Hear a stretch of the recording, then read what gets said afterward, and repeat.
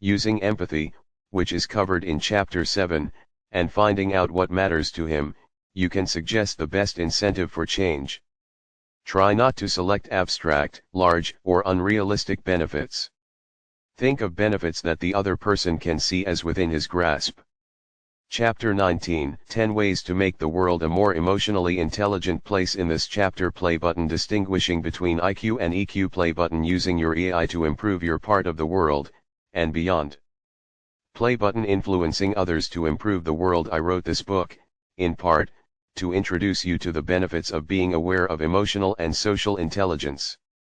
When you know more about EI, you may experience direct changes in your thinking, feeling, and behavior.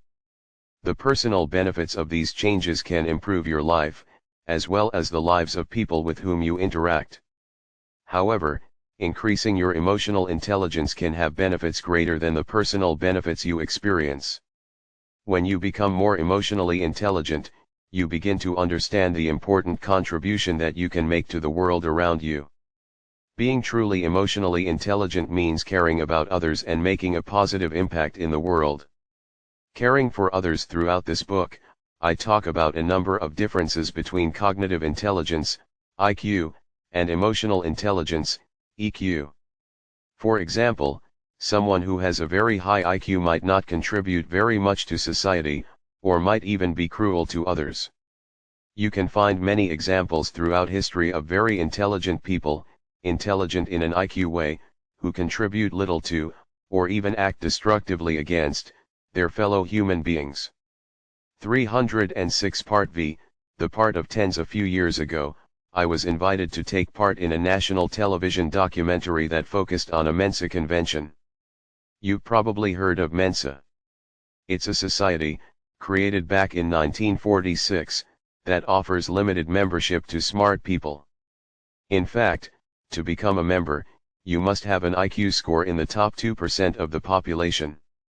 One component of this documentary looked at the accomplishments of all these smart people. You might expect to meet the best cancer researchers, nuclear physicists, world peace negotiators, and political strategists.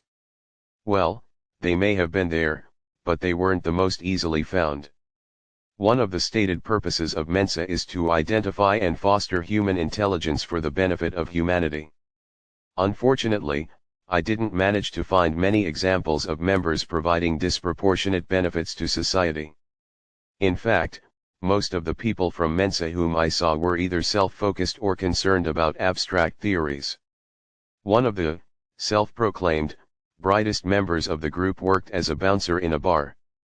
He hadn't completed his college degree because he had been a day late in getting some administrative paperwork completed and was expelled, an area in which emotional intelligence could have probably helped. Another member spent much of his day, every day, in a coffee shop, completing the New York Times crossword puzzle. Yet another was a school bus driver. My role on the show involved looking at the emotional intelligence of these people. Obviously, I couldn't see much EI in many of the members. In fact, some of the members, who were aware of emotional intelligence, seemed to dismiss it as relatively unimportant. The idea of emotional self-management, managing the emotions of others, or fostering social responsibility didn't resonate with these individuals. Abstract theories seemed to be much more important than making contributions that would benefit fellow human beings. Possessing emotional intelligence means caring and contributing to your fellow human beings. So, although you may need a high IQ to successfully make your way through educational institutions or create complex theories, your IQ says very little about your capacity to care for and help your fellow human beings. Focusing on other people being emotionally intelligent involves making the world a better place. Because emotional intelligence includes concepts such as empathy, fostering healthy interpersonal relationships, and social responsibility, your focus moves away from yourself and toward other people. Emotionally intelligent people strive to make the world better. Because they can see things from Chapter 19, 10 Ways to Make the World a More Emotionally Intelligent Place. Other people's points of view, they have insight into the solutions to other people's problems. People sometimes ask me whether you can fake emotional intelligence skills or whether bad people can use the skills to take advantage of others.